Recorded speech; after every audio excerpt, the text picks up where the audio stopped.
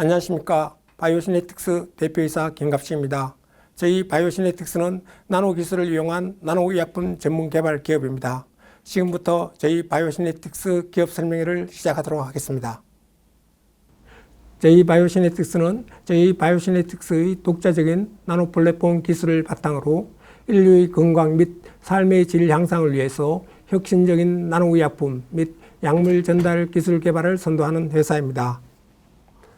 저희 바이오시네틱스는 엠밀링 기술인 나노크리스탈 기술을 바탕으로 다수의 나노의약품을 시장에 출시한 바 있는 엘란을 뛰어넘어 세계적인 나노의약품 전문 개발 기업으로 성장하고자 합니다. 나노의약품은 미국 2000년도 이후에 미국 FDA 그리고 유럽의 EMEA 등에서 지속적으로 약물 허가 개수가 증가되고 있고, 그리고 각국에서 재정적인 지원이 꾸준하게 지원되고 있으며, 또한 옛날에는 주로 항암제 분야에서 치료 분야에 집중되어 있었지만은 여러 질병 분야로 나노의약품 기술들이 증가 추세에 있기 때문에 시장 규모가 매년 10% 이상 증가하는 그런 의약품 시장입니다. 나노 기술을 이용하여 지금 현재 개발된 의약품 수는 50여 개가 되고 있습니다. 그 중에서 시장에서 매우 성공적인 몇 개의 의약품을 바탕으로 나노 기술의 중요성에 대해서 말씀드리도록 하겠습니다. 먼저 개발된 제품은 아브락산입니다. 아브락산의 원의약품은 탁솔주인데, 탁솔주의 활성물질은 페클tak셀입니다. 페클tak셀은 매우 난용성이기 때문에 정맥주사제로 개발하기 위해서 유독한 가용화제인 크롬포화 2L을 사용하였습니다. 그렇지만 크롬포화 2L 자체의 유독한 독성 때문에 많은 환자가 사망하는 경우가 빈번하게 발생하였습니다.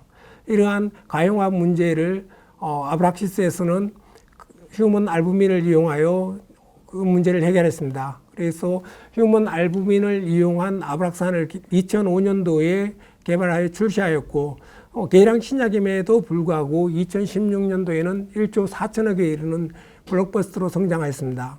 현재는 오리지널 드럭인 탁솔주를 개발한 BMS에서 아브락산을 구매하여 판매하고 있는 상황입니다. 다음으로는 트리코라는 제품입니다. 이 트리코라는 제품의 활성물질은 페노피브레이트입니다. 페노피브레이트는 매우 난용성이라서 식전식후 편차가 큰 의약품이었습니다. 따라서 초기에 페노피브레이트 제제는 꼭 식후에 복용하도록 되어 있었습니다. 이 문제를 엘란에서 나노크리스탈 기술을 이용하여 식전식후 편차를 없애고 그 제형을 에보트에 기술 이전함으로써 매년 500억 이상의 로열티 수익을 받는 것으로 알려져 있습니다. 그리고 다음은 매일 하루에 한 번씩 먹어야 되는 정신분열증 치료제였습니다.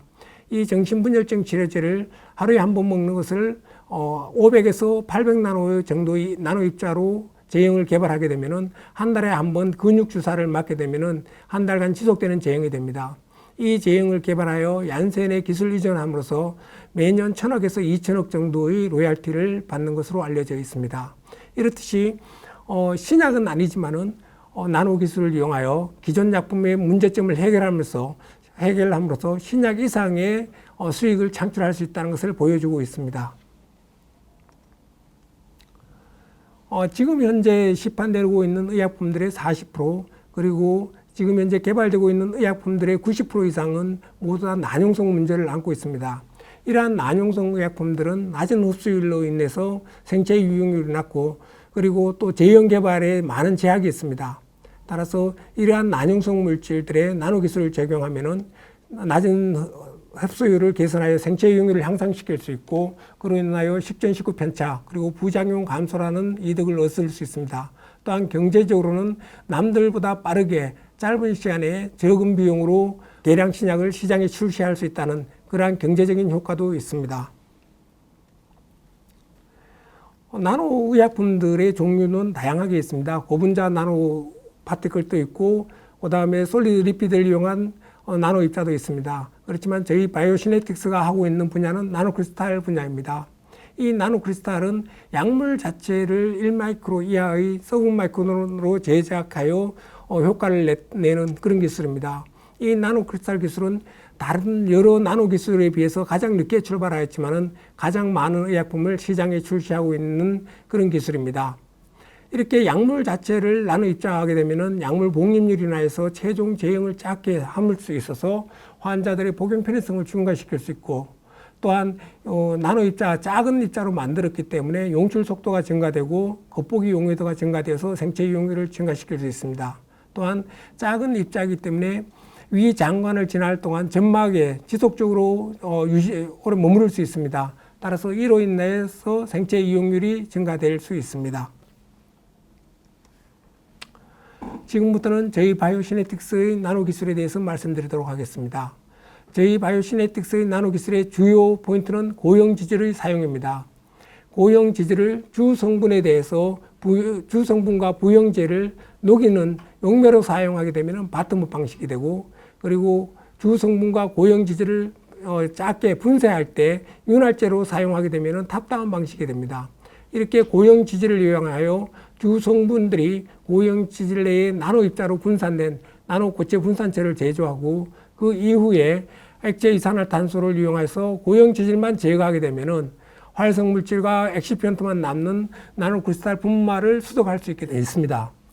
이렇게 나노크리스탈 분말은, 저희의 나노크리스탈 분말은 그 입자 사이즈가 수십에서 수백 마이크로이기 때문에 분말 상태에서는 흐름성이 뛰어나고 또 정전기 발생이 없어서 의약품 제조의 후속 공정에서 매우 유리한 분말입니다. 그렇지만은 체내의 환경과 같은 수환경에 이 나노 분말이 접하게 되면은 활성 물질들이 나노 입자로 분산되어서 액션하게 되는 그런 개념의 기술입니다.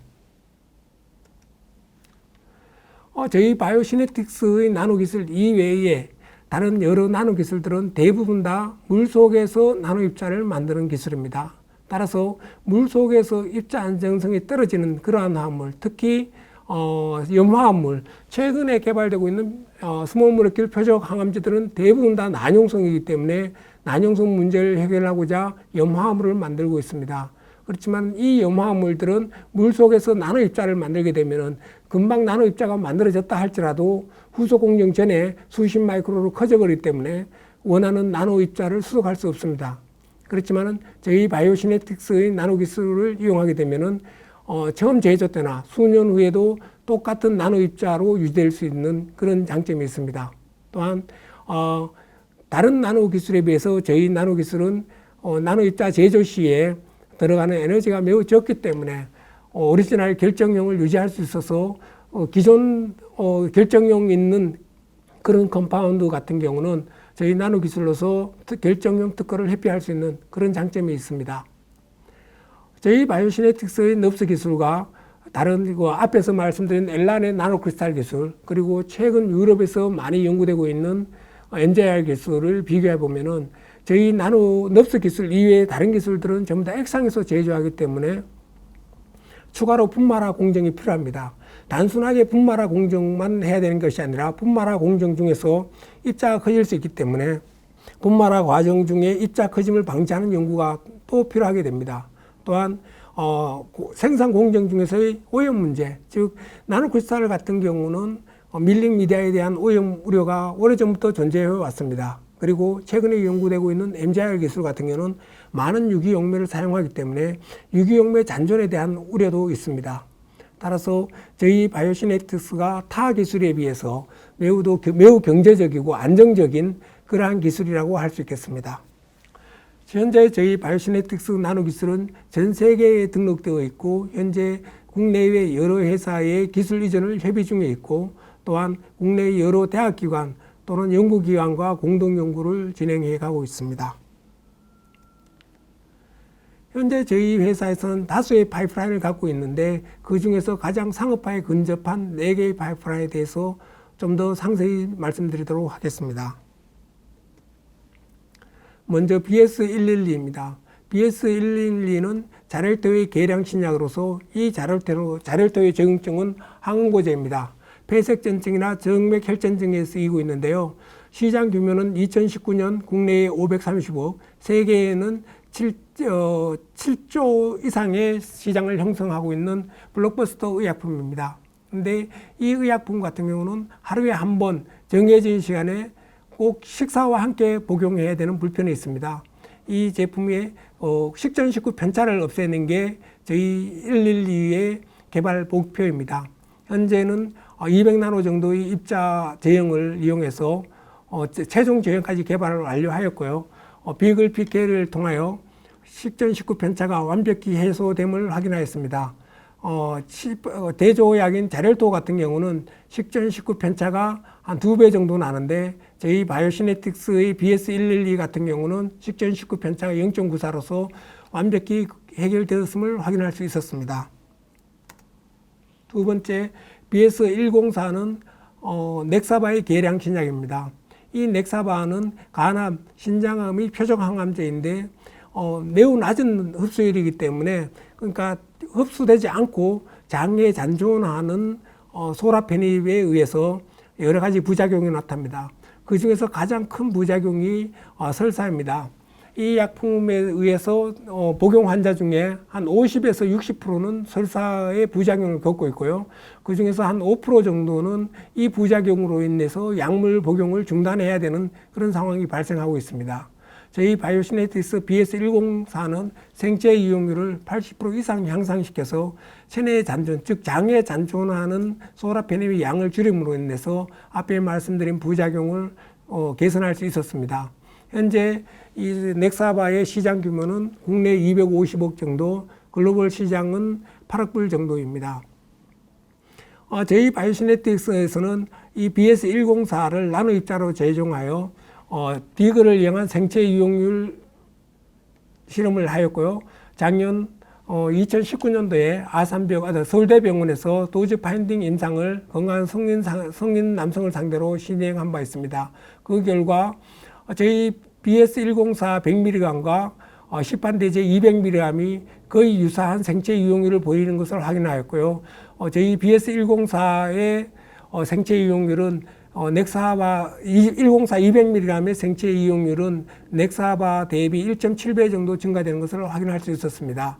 근데 저희 BS104 100mg 제형으로서는 생체 이용률이 0.79로 조금 모자라기 때문에 이러한 도즈 파인딩 임상의 결과를 통계치로 분석하여 BS104 120mg 제형을 새로 개발하였고, 이 BS104 120mg 제형과 넥사바 제형을 비글 PK를 통하여 생동성을 맞출 수 있는 것을 확인한 상황입니다. 다음은 BS102, 이 제품은 탁소테어의 계량 신약입니다. 탁소테어의 오리지널 활성 물질은 도세탁셀인데요.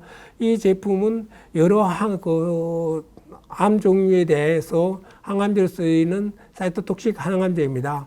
이 제품의 문제점은 앞에서 말씀드린 페클탁셀 제형과 같이 도세탁셀이 매우 난용성이기 때문에 기존에는 이 난용성 문제를 해결하기 위해서 트윈80과 같은 유독한 가용화제를 상당히 많이 사용했기 때문에 관이민 반응이나 체액 저류 현상 같은 것들이 발생하는 그런 부작용이 있었습니다. 저희는 이런 유독한 가용화제를 생체 적합 고분자를 매우 소량 사용해서 200만 나노대의 입자 제형을 개발했고, 이 제형을 이용해서 아산병원에서 마우스에서 에피컬시 테스트를 수행한 바 있습니다. 그 결과 시판되는 제제와 거의 동등한 에피컬시를 보였습니다. 그렇지만은 독성 부분에 있어서는 시판 제제에 비해서 월등한 독성 개선 효과가 있었습니다. 현재 독성 부분에 있어서는 아산병원과 미국의 NIH와 FDA에서 지원하는 NCL이라는 비영리 연구기관과 공동 연구를 진행하고 있는데요. 그 결과에 따르면은 아산병원에서 시행한 부종에 대한 억제 효과를 보면은 저희 BS102 같은 경우는 75mpk까지 투여해도 부종이 전혀 나타나지 않았습니다. 그렇지만은 시판제인 탁소테어 같은 경우는 25mpk만 투여하더라도 매우 심각한 부종이 나타난 것을 확인할 수 있었고요. 그리고 하지마비에 대해서도 시판되는 제제는 20mpk만 투여하더라도 33%가 하지마비가 발생하였고, 30mpk 정도 투여하면 모든 실험동물들이 하지마비가 발생한 것을 확인할 수 있었습니다. 그렇지만은 저희 바이오시네틱스의 BS102는 80mpk 이상 투여해야만이 하지마비가 발생하는 매우 독성 부분에 있어서 개량된 효능을 보였습니다. 또한 NCL의 결과를 봤을 때도 용혈 문제나 보초 활성 문제 등이 전혀 발생하지 않아서 기존 제품에 비해서 매우 독성 부분에 있어서 개선된 그런 제형이라고 할 수 있습니다. 다음은 BS120은 오랫동안 항구충제로 사용되어 있는 니클로사마이드의 드럭 리포지션 제형입니다. 니클로사마이드는 50년 이상 항구충제로 사용되어 왔었는데요. 근데 2000년대 이후에 다른 여러 기작들을 살펴보니까 이 니클로사마이드가 항암 효과 그리고 바이러스에 대한 뛰어난 효능이 있는 것을 발견하게 되었고, 많은 연구기관들에서 이 니클로사마이드를 항암제나 그리고 항바이러스제로 개발하기 위해서 노력하였습니다. 그런데 이 제품의 가장 문제점은 생체 이용률이 매우 낮다는 겁니다. 이 생체 이용률이 매우 낮으니까 그만큼 흡수가 덜 되고, 그래서 장에 남은 활성물질들에 의한 부작용 문제가 심각하였습니다. 그래서 저희 바이오시네틱스는 이 제품에 대해서 저희 넙스 기술을 적용한 결과 지금 현재 300나노 이하의 입자를 제조할 수 있었고요. 그 제형을 이용해서 용출 실험을 한 결과 16비상의 용해도를 확인했습니다. 그리고 비글 PK를 이용해서 PK 테스트를 한 결과 생체 이용률이 10배 이상 향상된 것을 확인하였기 때문에 이 제품을 이용해서 항암제 그리고 지금 현재 가장 문제가 되고 있는 코로나 바이러스의 치료제로서 개발이 매우 유력한 제품이라 할 수 있겠습니다. 앞에서 말씀드린 이 파이프라인들에 대한 앞으로 개발 로드맵입니다. BS112와 104는 2022년에는 시장에 출시할 수 있을 것으로 저희는 예측하고 있습니다. 현재 국내외 여러 제약회사들과 기술 이전을 논의하고 있는 제품입니다. 그리고 BS102 같은 경우는 현재 아산병원과 미국 NCL에서 후속 연구가 진행되고 있는데요. 이 연구가 올 연말에는 끝날 것으로 예상되고 있고, 내년에는 유럽에서 IND를 진행해서 임상 2상부터 진행할 수 있을 것으로 예상하고 있습니다. 그리고 항바이러스제인 니클로사마이드는 현재 전임상 연구가 활발하게 진행되고 있고요. 내년 정도에서는 IND를 진행해서 임상이 진행될 수 있을 것으로 보고 있고, 이 제품 같은 경우는 임상 1상 또는 2상이 진행된다면 충분히 국내외 업체에 기술 이전할 수 있을 것으로 예상하고 있습니다. 이렇게 의학 사업 부분은 2026년까지 앞에서 말씀드린 4개의 파이프라인을 사업화하고, 그 이외에 현재 국내 여러 공동 연구를 진행하고 있는 제품들에 대해서 더 기술 이전을 진행해서 6건의 기술 이전을 목표로 하고 있습니다. 이러한 나노 기술들이 지금까지는 의약품에 대해서만 말씀을 드렸는데요. 의약품 이외에도 건강기능식품 소재 또는 화장품 소재에도 많은 난용성 물질들이 있음을 발견했습니다. 그래서 저희의 이 나노 기술들을 건강기능식품 소재에 적용하여 기존의 효능이 알려져 있지만은 난용성 문제가 해결되지 않아서 그렇게 효능이 극대화되지 않았던 제품들에 저희 기술을 적용하면서 효능 극대화한 제품들을 개발하여서 현재 판매하고 있습니다. 그 제품들 중에는 하이드로코큐민, 하이드로코큐텐, 하이드로미클시슬, 그리고 옥타코사놀 제품인 하이드로코나졸이 있는데요. 코사노졸이 있는데 현재 이 제품들은 저희가 직접 생산해서 판매하고 있는 제품들입니다. 그리고 화장품 소재에서도 마찬가지로 난용성 문제를 해결해야만이 제품에 적용할 수 있는 그러한 여러 활성물질들이 있음을 발견하였고요. 그리고 저희 나노 기술들이 알려져 있기 때문에 많은 회사들에서 자기들이 겪고 있는 난용성 문제들을 해결해 주기를 요청해 오고 있습니다. 그 대표적인 제품이 천연세라마이드 제품입니다.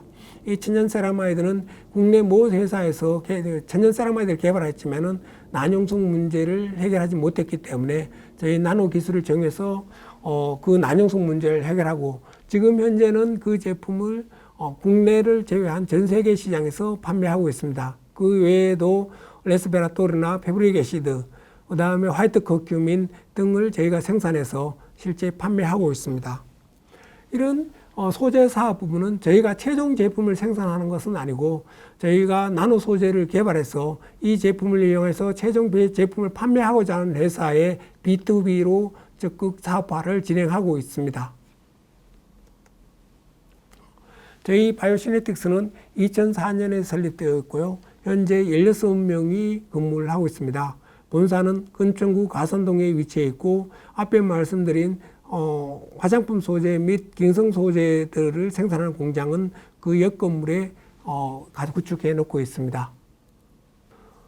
짧게 회사 연역에 대해서 말씀드리도록 하겠습니다.